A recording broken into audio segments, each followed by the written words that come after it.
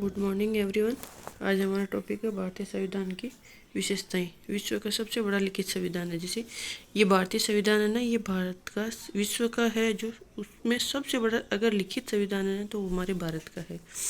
और इस संविधान स्रोत से लिया गया है, ये विभिन्न स्रोतों से लिया गया है कि इसमें जैसे हमने हर किसी देश से हमने कुछ ना कुछ ग्रहण किया है। जैसे हमने अमेरिका के संविधान से मूल अधिकार ले लिया, स्वतंत्र न्यायपालिका ले ली, एकीकृत न्यायपालिका ले ली। जैसे आयरलैंड से हमने नीति निर्देशक तत्व ले लिए, कनाडा से अवशिष्ट शक्तियाँ ले ली, ऑस्ट्रेलिया से समवर्ती सूची ले ली, जैसे जर्मनी से आपातकालीन उपबंध ले लिए। ऐसे हमने कहीं से ग्रहण किया ही है। तो फिर आता है भारतीय संविधान निर्माण में विश्व के विभिन्न संविधान छानने के बाद हुआ है। तो ये किसने कहा था?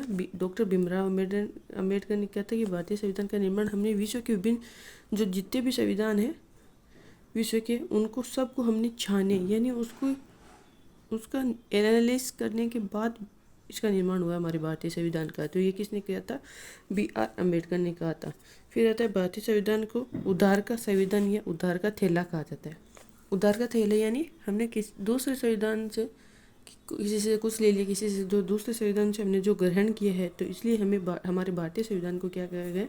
उधार का थैला कहा गया। फिर भारतीय संविधान पर सर्वाधिक प्रभाव 1935 के भाषा संघ अधिनियम का पड़ा है। अगर अपन को पूछे कि हमारे भारतीय संविधान पर सबसे ज़्यादा किसका प्रभाव पड़ा है, तो 1935 के भाषा संघ अधिनियम का पड़ा है।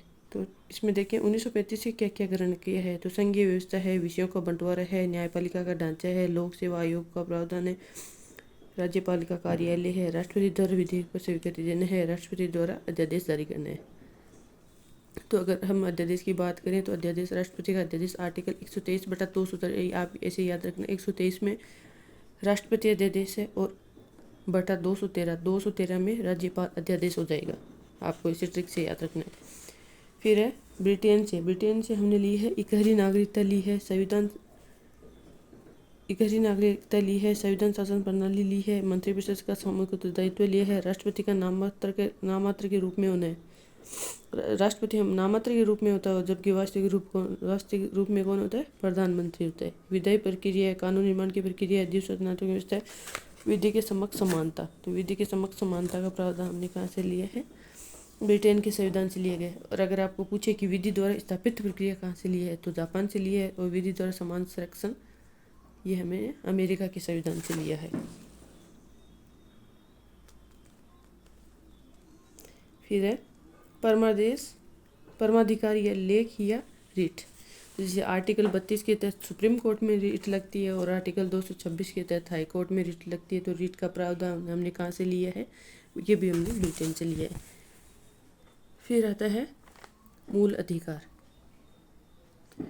अधिकार हमने अमेरिका के संविधान से लिए गए हैं। स्वतंत्र न्यायपालिका ली है, एकीकृत न्यायपालिका का प्रावधान लिया है, न्यायिक पुनरावलोकन का प्रावधान, जनहित याचिका, विधि का समान संरक्षण, उपराष्ट्रपति का पद, सुप्रीम कोर्ट व हाईकोर्ट के न्यायाधीशों को पद के हटाने की प्रक्रिया भी हमने अमेरिका के संविधान से ली की। और राष्ट्रपति को महाभियोग से हटाना, जो आर्टिकल 61 में राष्ट्रपति पर महाभियोग लगता है, वो प्रावधान हमने कहाँ से लिया? अमेरिका से लिया है। फिर है आयरलैंड से हमने नीति निर्देशक तत्व लिए गए हैं। नीति निर्देशक तत्व भाग 4 आर्टिकल 37 से 51 तक नीति निर्देशक तत्वों को लेकर जो आयरलैंड से लिए। राज्यसभा के सदस्यों को नामांकन या मनोनयन लिया है। राष्ट्रपति के निर्वाचन की पद्धति भी हमने आयरलैंड से ली है। फिर आता है कनाडा। तो जो अवशिष्ट शक्तियों का प्रावधान है, ये हमने कहाँ से लिया? कनाडा के संविधान से लिया गया है। फिर समवर्ती सूची, ये हमने कहाँ से लिया? ऑस्ट्रेलिया के संविधान से। और जो संयुक्त अधिवेशन है आर्टिकल 108 में, उसका प्रावधान भी हमने ऑस्ट्रेलिया से लिए है। अगर आपको पूछे कि संयुक्त अधिवेशन आहूत कौन करता है, तो राष्ट्रपति। और संयुक्त अधिवेशन की अध्यक्षता कौन करता है? तो लोकसभा अध्यक्ष। धन विधेयक पर कभी भी संयुक्त अधिवेशन नहीं बुलाया जा सकता है, यह आप ध्यान रखना। धन विधेयक होता है, उस पर कभी भी संयुक्त अधिवेशन नहीं बुलाया जाता है। फिर जर्मनी, आपातकालीन बंद जर्मनी के संविधान से लिया गया है। फिर जापान, विधि द्वारा स्थापित प्रक्रिया हमने जापान के संविधान से लिया है। और प्राकृतिक न्याय का सिद्धांत भी हमने जापान से लिया है। फिर है रूस, मूल कर्तव्य। तो हमने मूल कर्तव्य कहाँ के संविधान से लिए गए हैं? रूस के संविधान से लिए गए हैं। मूल संविधान में अगर आपको पूछे तो एक भी मूल कर्तव्य नहीं थे। मूल संविधान में एक भी मूल कर्तव्य नहीं थे, तो हमने 42वां संविधान संशोधन 1976 द्वारा कितने मूल कर्तव्य जोड़े? 10 मूल कर्तव्य जोड़े थे।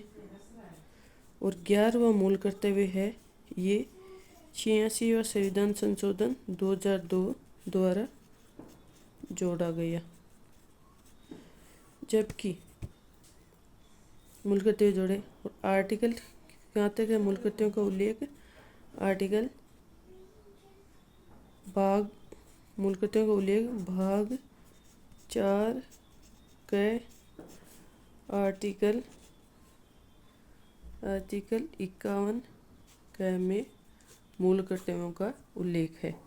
फिर है गणतंत्रात्मक व्यवस्था। तो प्रस्तावना में स्वतंत्रता, समानता व बंधुता का आदर्श, यानी जो हमारी प्रस्तावना है उसमें स्वतंत्रता, समानता व बंधुता का आदर्श है, वो हमने फ्रांस के संविधान से लिया गया है। और लोकसभा में प्रोटेम स्पीकर का प्रावधान भी फ्रांस से लिया है। धन्यवाद।